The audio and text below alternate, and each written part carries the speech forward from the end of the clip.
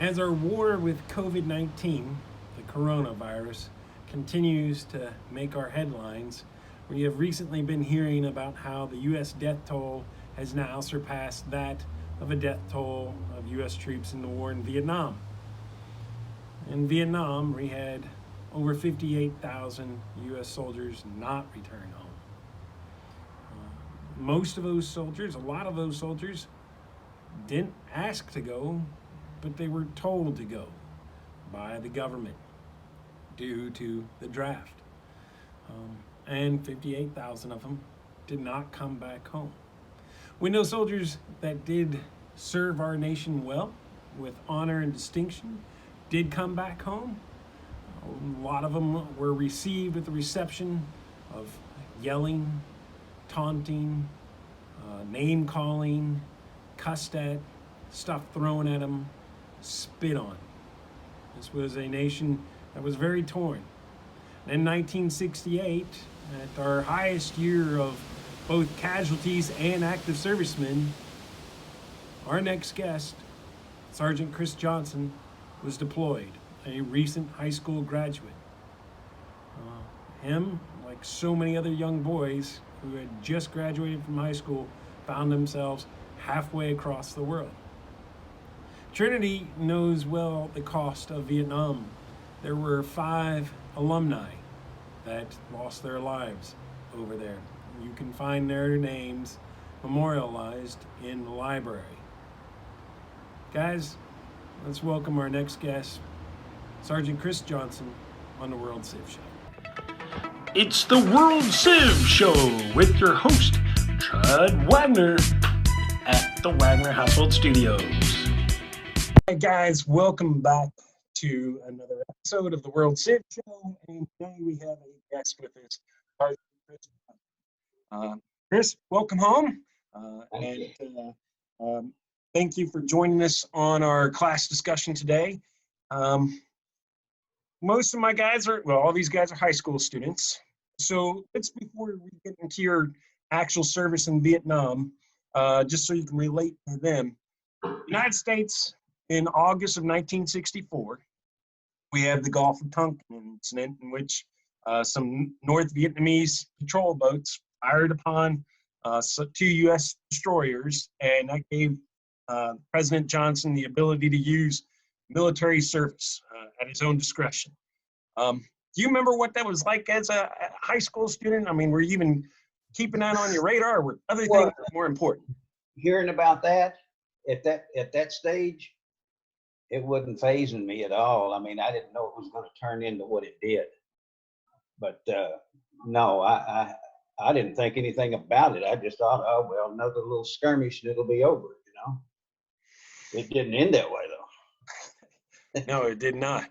And so you graduate from high school in 1967, and you graduated from what school? Wagner High School, right here in St. Matthews as well. Mm-hmm. And you're graduating, and a year later you get drafted, right? Yeah, I prolonged it as long as I could. I went to United Electronics out off Dixie Highway for about a year, and then I decided that wasn't for me. And when I made that decision, I knew what was coming, so I was drafted right after I stopped school. So you get that conscription letter. Yeah. You remember what it was like opening it up and seeing that letter? Yeah. When just by seeing the return address, I knew what it was. So, yeah, when it opens up and it says, "Greetings, you have been drafted into the military service." No crap, Hey, you just deal with it, I mean, I didn't like it, but then again, I couldn't avoid it, and I wasn't going to go to Canada or anything like that. So I just succumbed to the fact that I was going to be in the Army and do something. Okay, so where did the U.S. Army bring you on basic training, and what was that experience like? I was at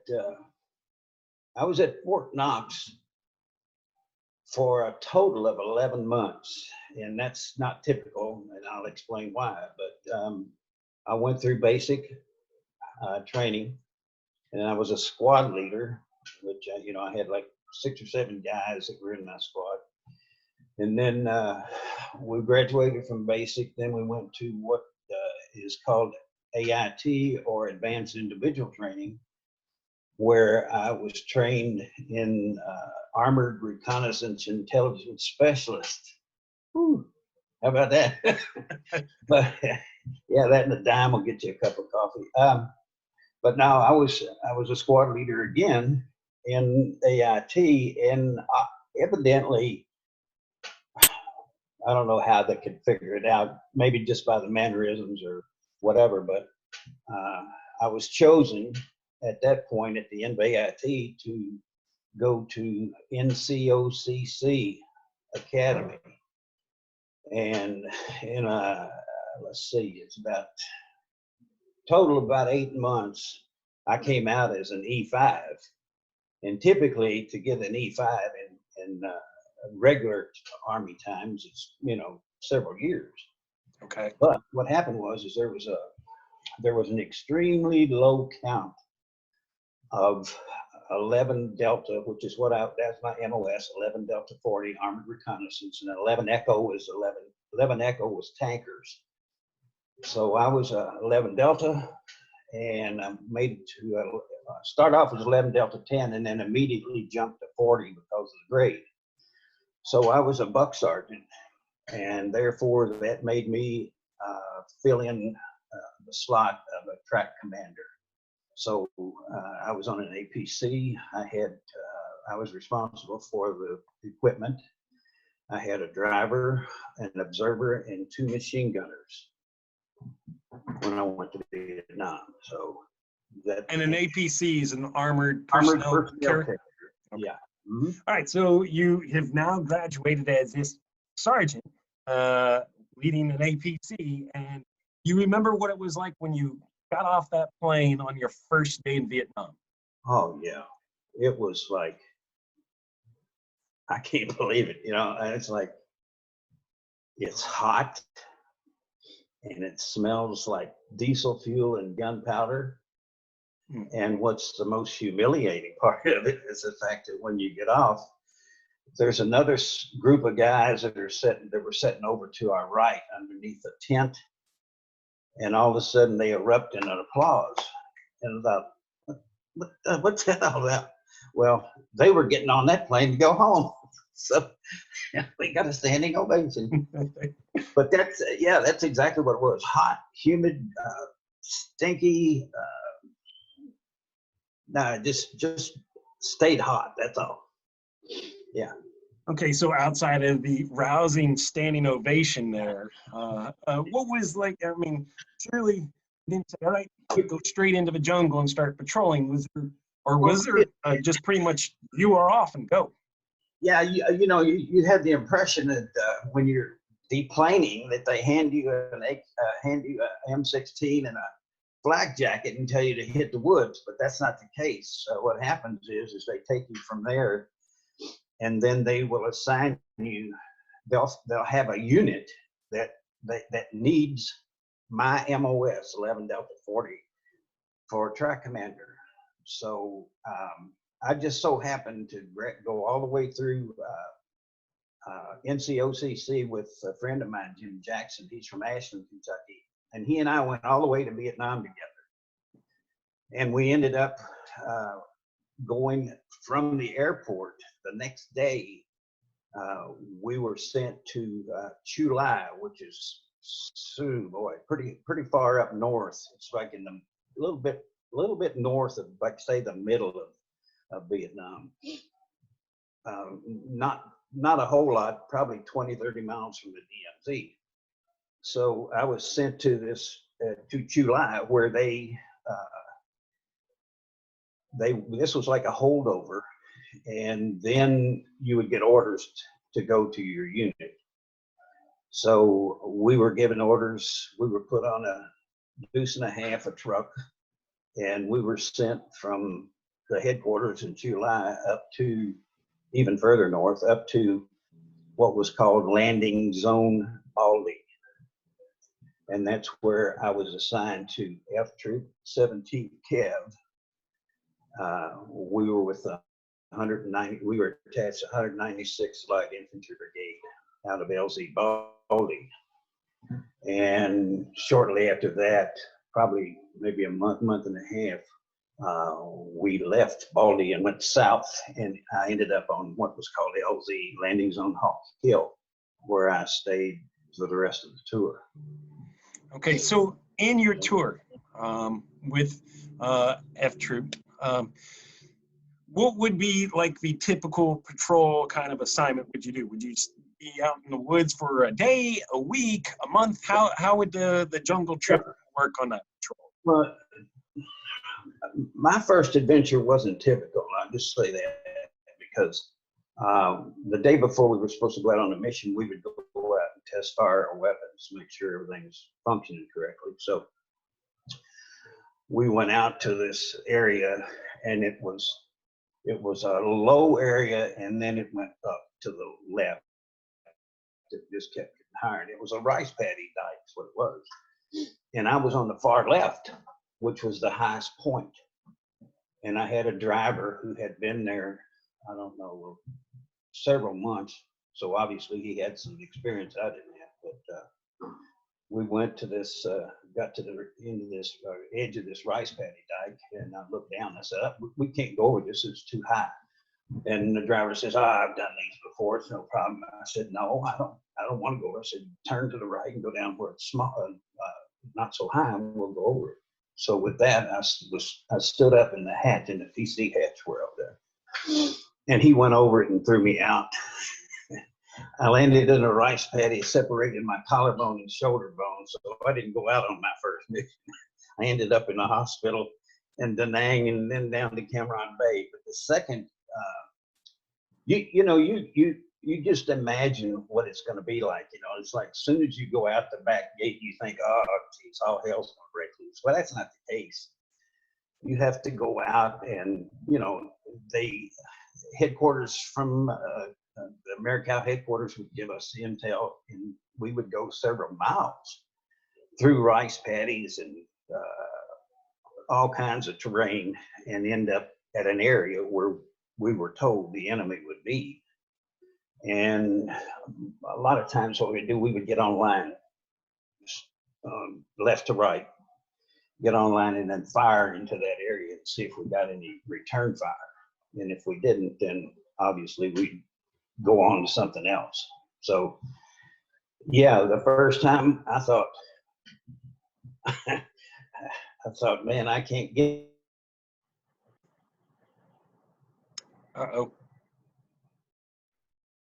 Are you there, Chris? You've frozen up on me.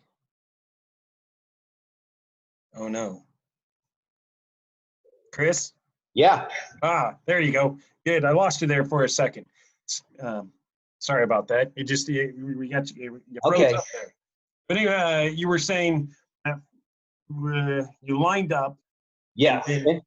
We would. What we did is we would line up facing the area that the intelligence said where the enemy was, and we would fire. Everybody would just cut loose and fire into that area. Okay. Assuming somebody's there. But if they're not, then you just back out, and you'll tell them that nobody was there, and then they'll say, "Well, go from there, go over to this place and see if it's there." So I mean, conceivably, we could stay out for, which we did. We could stay out for 8-10 days at a time. Oh wow. And live off of sea rations and lurps. So, any certain sea ration that was your favorite? Oh yeah, everybody liked the beanie weenies like that. And they had they called these lurp long range reconnaissance control. They're dehydrated spaghetti, and I think everybody tried to get that. But what you do is just heat water, pour it in there, and the spaghetti was good. So I mean, yeah, Wes, that's how we would live, for about 8 or 10 days. 8 to 10 days. Now, do you remember the first time you fired into an area and you got fired back? Oh yeah. What was that? What was that like that first time you started? I'll tell you what. I'll tell you right off. We were given instructions to secure a convoy out to the Laotian border. Okay. So there were deuce and a halves and some trucks. And so we were providing security. Okay. Mhm. So we got them out to the border with no problem. So we were coming back. And as we were coming back, the BC, they had blocked they blocked the road, the BC. Okay. And what happens when that, you stop, and when we did, you just start getting fired, because they think they got you. But what we would do, every time you get in a situation like that, you would stop. The first vehicle would either turn right or left. In this particular case, I think he turned right. Doesn't matter. But you would go right, left, right, left, right, left. So you could cover every area and you wouldn't be shooting at each other. Okay. So I recall stopping and in that, and bullets were going right over my head. I could hear, and I had the 50 caliber machine gun, and I got that thing going, and it was, it got to the point where it was so hot, tracers were falling in the front of the track, so it wasn't doing me any good. And I couldn't get up and change the barrel, because if I did, I'd probably get shot. Right. So I reached for in the meantime, I'm reaching, trying to find something to use as a weapon, and I grabbed a 40 millimeter grenade launcher. And not paying a whole lot of attention to where I was sitting, I thought, well, I'll just shoot this into the area. Well, I didn't look overhead, and there was a tree. There was a limb sticking out. When I shot it, it went about 6-8 feet and hit the limb and went off. Oh my! Right over your head, then. Huh. And my driver said, "That's for you. Just sit down." All right. So yeah, that was indoctrinated. Yeah. Okay. You got me? Yeah, I got you. So you've Okay. gone through some fires and things like that, and then on November 18th, 1969, Correct. about 8:45 in the morning, Right. Your world changes. Definitely. What happens? We had gotten intelligence reports again that there were enemy located out close to the South China Sea. And so we were out in the white sand, and at the edge of the South China Sea. And we had been out there a day. And what was interesting, or what was scary about this, was the fact that, I got a little bit bored when I was sitting up in the TC hatch. So I thought, well, I think I'll just drive today. I can just see what it's like. So that particular day, which was the 17th, I had been driving the track all day long, and then we blocked it up. So I do recall sitting in that area, like I say, at night. And typically at night, you can't see your hand in front of your face. But in this particular case, you were sitting in the white sand and the moon was out, and you could see the trees. And it actually was, I'm laying there, sitting there watching, I'm on guard duty. Oh, this is really pretty, this is nice.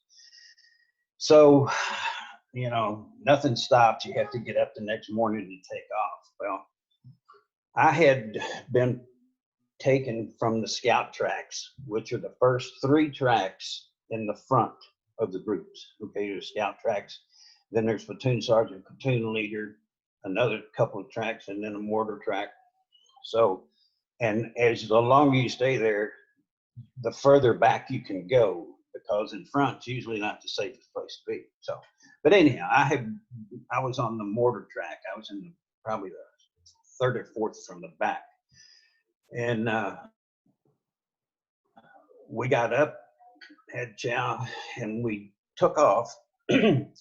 And you're not supposed to follow the tracks that you came in on. So you make a set of new tracks leaving. So the lead track a friend of mine who was from Louisville, he was the driver, and we had a guy by the name of Lieutenant Petty, and he hadn't been there very long. So anyhow, what happened was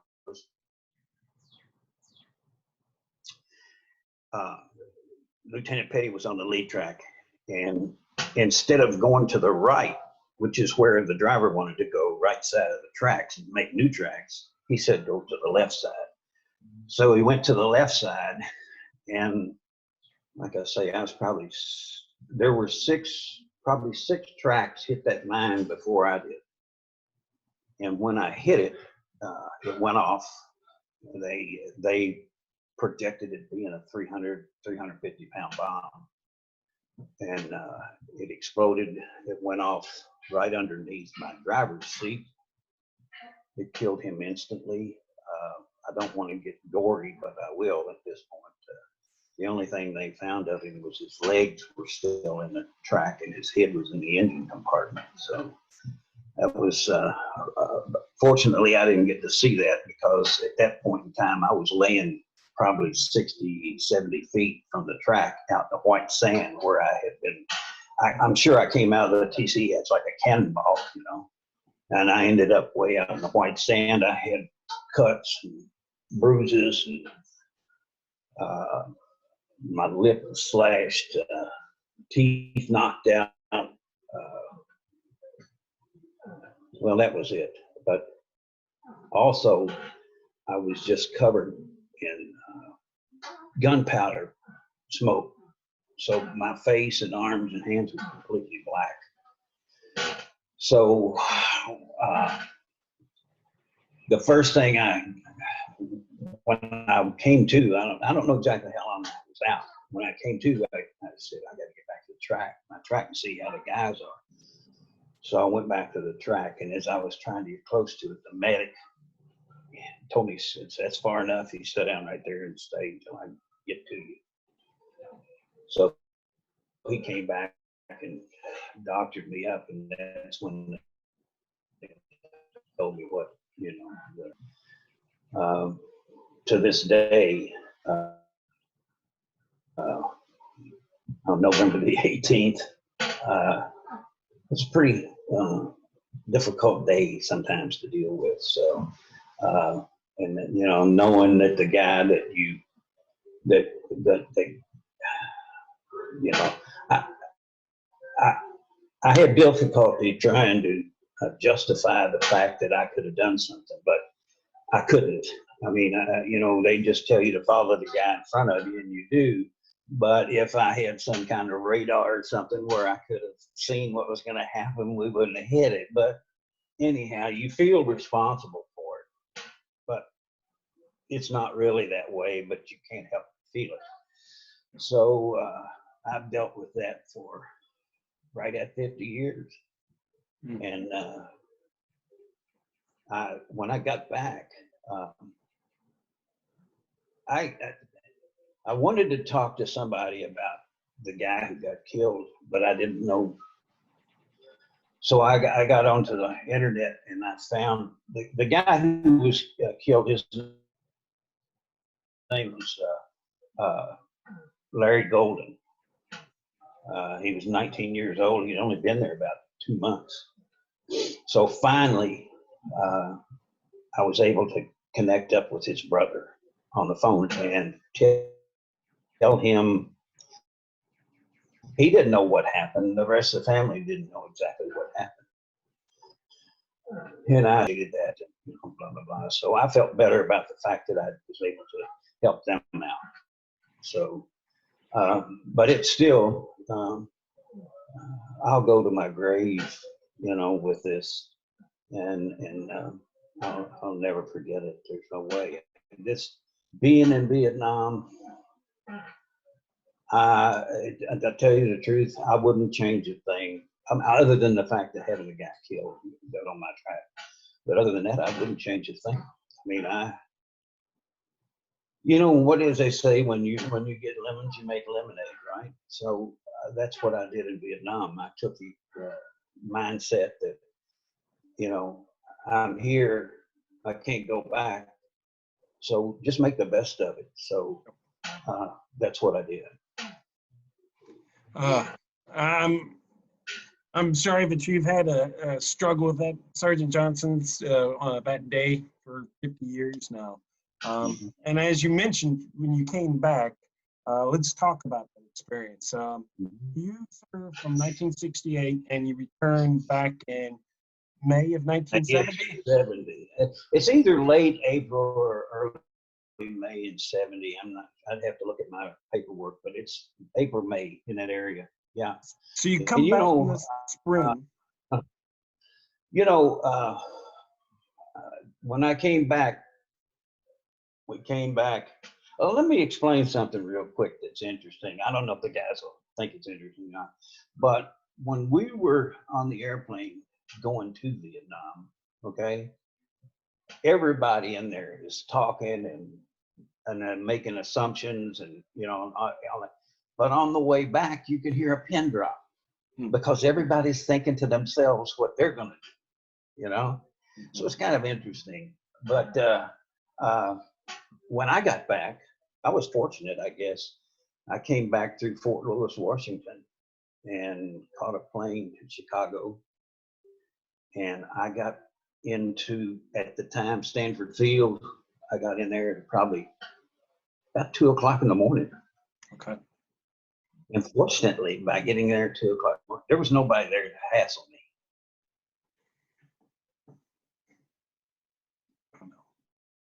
Yeah.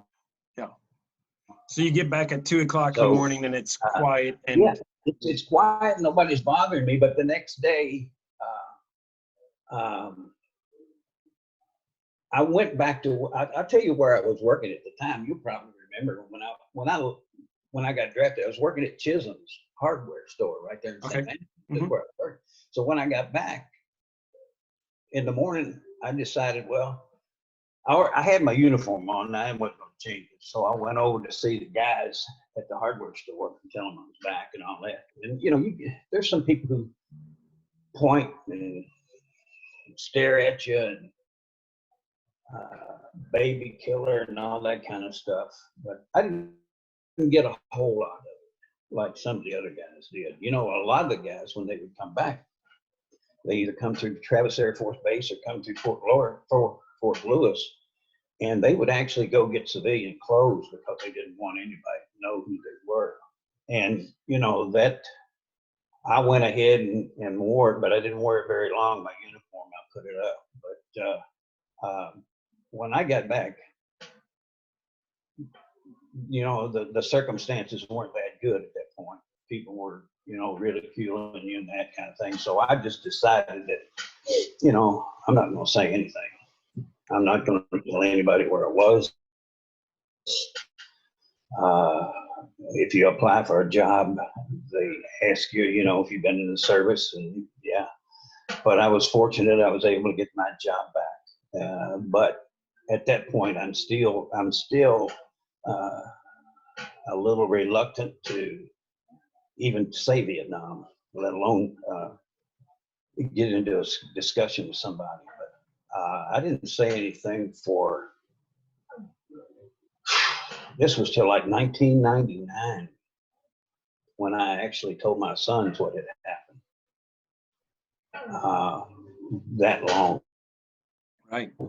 And that was hard too, to try to, explain to them. So, but I kept that in my mind. I would never say anything about it. And I worked in the steel industry for about 32 years, and it was good to me. And I managed to make it through in spite of the fact of what I'd experienced in Vietnam. So, but I got to the point where I had to tell people, and it seemed to me as though the more I talked about it, like for instance here, the more I talk about it, the less impact it has.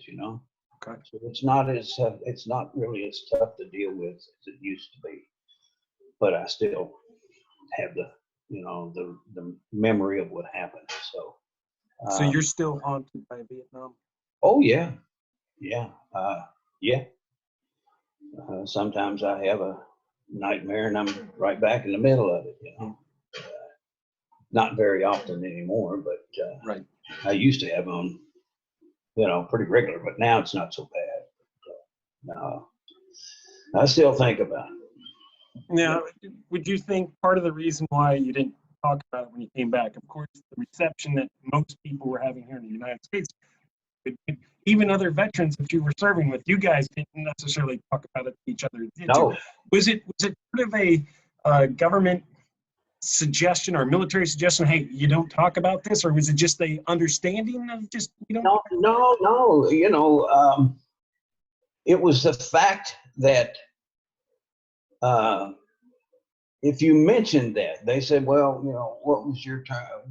What did you do when you were in service? And if you say, well, I went to Vietnam, well, typically they would say, one of those crazy Vietnam vets. Okay. That's what they would say. I mean, this even happened one time when I was in a meeting at the hospital here, and one of the women that was one of the officers at the VA hospital, she said, yeah, all these crazy Vietnam vets. Well, that, you know, I came loose. I said, no, you can't make that assumption. But you know, you just have to learn to live with it. And Wow. I figured that the less people knew, the better off I was going to be, you know, and the chances are less of getting ridiculed or anything to that matter. So, That is a heavy weight to carry for a very long time. oh yeah, you know, I look back and I think about those times, and you know,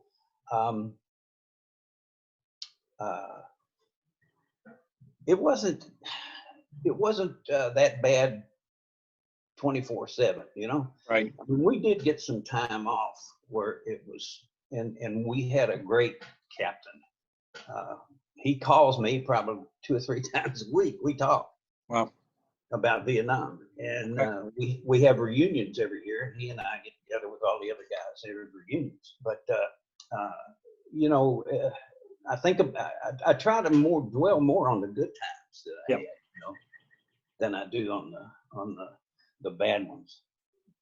So I know that Vietnam definitely had an impact and changed you. Yes. Let's look at Chris Johnson, 1970, getting ready to catch the plane to come back home. And that Chris Johnson's able to talk to the 1968 Chris Johnson, who's getting ready to fly over there. What would that Chris Johnson say to the younger one there? You know, I would say pretty much what I just said a while ago. You know, you can't go over there with a Audie Murphy attitude. You know, you're not going to shoot everybody and kill everybody and come out there with a Bronze Star, Silver Star, whatever. But you just have to. You got to play the game. You got to stay in the rules and keep above all, keep as long as you can a positive attitude. And a lot of times that comes with humor, you know. So that's what I'd say. I'd say, look, you know, you're going, but you're going to have to deal with good times, deal with bad times. And if you're flexible, and if you come out, and if you use the I guess the method of telling, for example, I told the guys on my track, I said, look, I might be the guy that runs the track. I'm the sergeant, I'm in control. I said, but I'll tell you what, guys, we're a team. We don't, you know, we help each other. And I said, and if I can't do what you guys do, you know, I don't deserve to be here. So whenever we had to do maintenance, I was out there helping them change tracks or whatever we had to do, because, you know, it's to my advantage to do that. Right. You know, so you can build some camaraderie. So anyhow, no, I just tell them, say, hey, you know, you just got to keep a positive attitude and do what you're supposed to do, and keep your head down. There you go. A number of my students I know have family members that served in Vietnam as well. What would you suggest? I mean, I have a number that have no family but have experienced. What would you say to the guys when they come across a veteran such as yourself? How? I mean, you did not get reception that you earned in 1970, but these guys have grown up with a understanding that serving is an honor. It is something that we're proud of. We clap soldiers when we see them coming back from deployment. So what would you say to these guys and how to interact with a veteran? Well, you know, it's changed quite a bit over the last few years. Right. You know, now, and I make it a point. I make it a point. I'm proud to have been in the Army. I'm proud to have served in Vietnam. I'm proud of the fact that I made it. And I'm still halfway sane. But when you see a guy with a hat on, especially it says Vietnam veteran, my suggestion is just walk up to him and say, "Sir, can I shake your hand? I appreciate you doing what you did. I appreciate your service, and good luck with the rest of your life." You know, something to that effect. So, you know, it happens to me quite often because I wear my hat, and I appreciate that because I didn't get it when I came back. You know, these guys have come back now. You know, they come to the airport and they got people applauding them and all that. You know, whereas when we'd come through, you know, the outside somebody be spitting on you, cursing you, baby killer, all that kind of stuff, you know. So just, you know, just be polite and say, I appreciate your service, and shake his hand. Or hit elbows, or what you gotta do. Yes. Well, speaking of hitting elbows, because we are in a different time now, a final question for you, Sergeant Johnson, is the class of 2020 will not have a normal graduation ceremony because of all of our stay healthy at home rules and stuff of that sort. Let's say, though, that we were able to have a graduation ceremony and you were a commencement speaker. What is your advice to the class of 2020? Well, first of all, I'd like to say that it's sad that you can't experience the graduation that I was lucky enough to go through. I mean, that's terrible. But with regards to the rest of your life,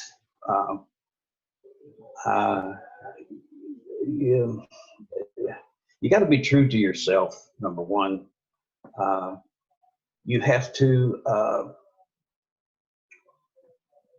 you have to be flexible. You know, you can't just say my way or the highway. You know, people who have lived longer than you have, they do have good advice, believe it or not.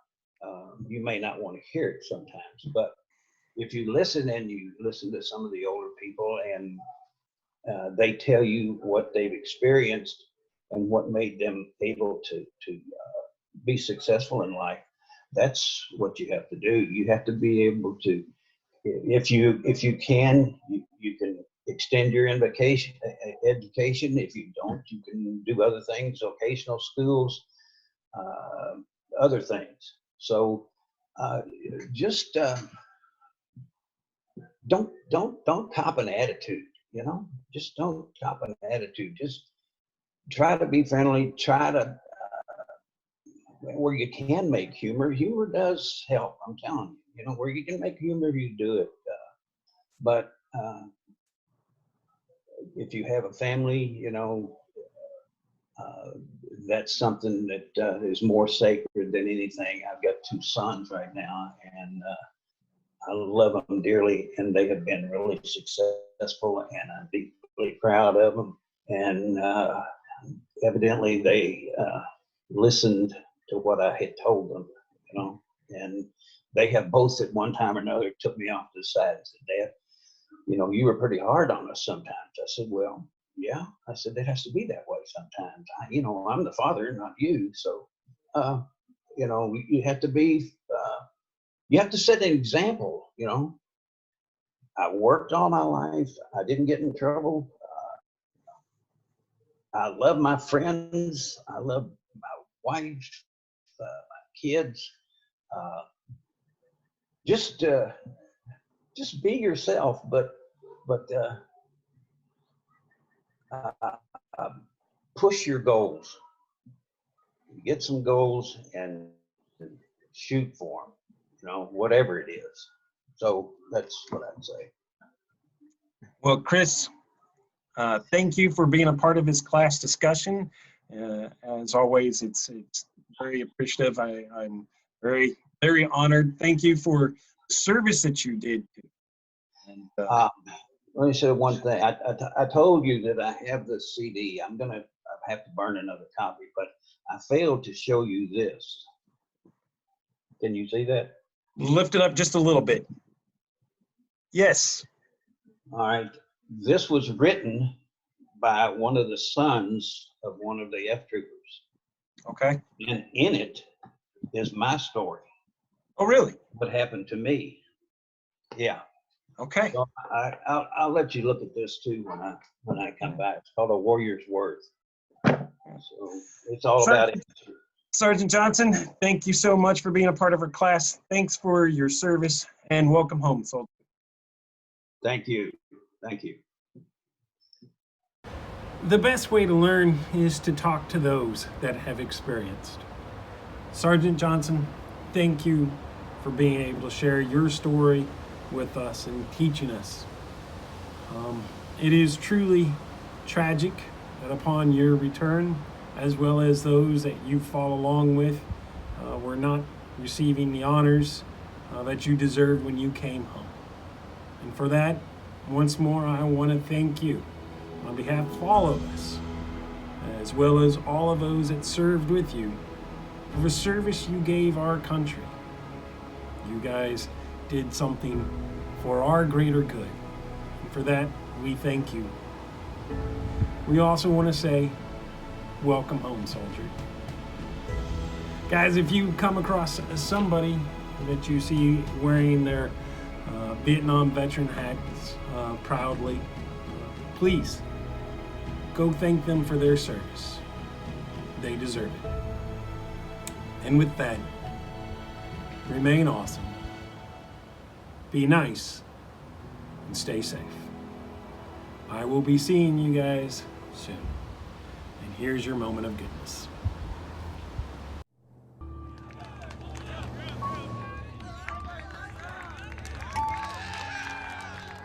I voluntarily enlisted, even though I had a full scholarship. I decided my country was more important than me going to college. I brought a platoon picture of what all of us young, good-looking guys looked like back then. It's been 36 years since the last combat units came off the line and came home. When I landed at the San Francisco airport, I was spit on. I was called a baby killer. Well, it hurt everybody's feelings. People were against the war, so they were against us, basically. And I couldn't never understand that. So I went in the men's room, took off my uniform, threw it in a garbage can, and put on civilian clothes to wear the rest of the way home. And all we were doing is a job that we were asked to do. We don't hold it against American people. I was not one of these guys that wore fatigues or wore t-shirts or anything like that after Vietnam. I just figured that was a chapter in my life that was over.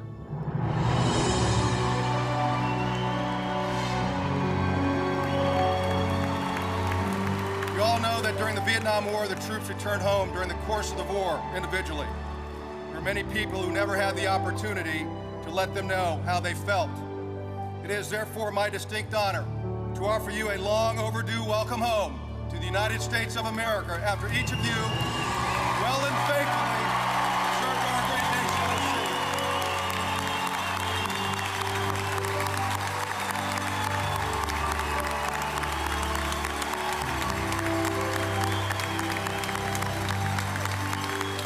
I didn't get it when I got back. I didn't get there. Our troops went through a lot when they came back, and it was undeserved. It truly was. But that's ancient history, and the important thing today is they're being recognized for what they did. They're being welcomed back as patriots and soldiers and men who went and did their duty. And that's what it was all about. It feels good, but it hurts. Because there's a lot of guys that should be here that aren't. I lost a lot of friends. The veterans who were not able to be here, I'm sure that they're watching from up above, but the ones who can't receive the thank yous and the applause, that's what hurts. Today we honor these servants of yours. Fill their hearts with the honor they truly deserve, and give them the recognition fitting of their service and sacrifice. This is a time for celebration and a time for healing. We want each of you to know how much we love you and how we, as modern-day veterans of Iraq and Afghanistan, have not forgot your sacrifice. Ladies and gentlemen, please join me one more time in thanking these great veterans for their service in Vietnam.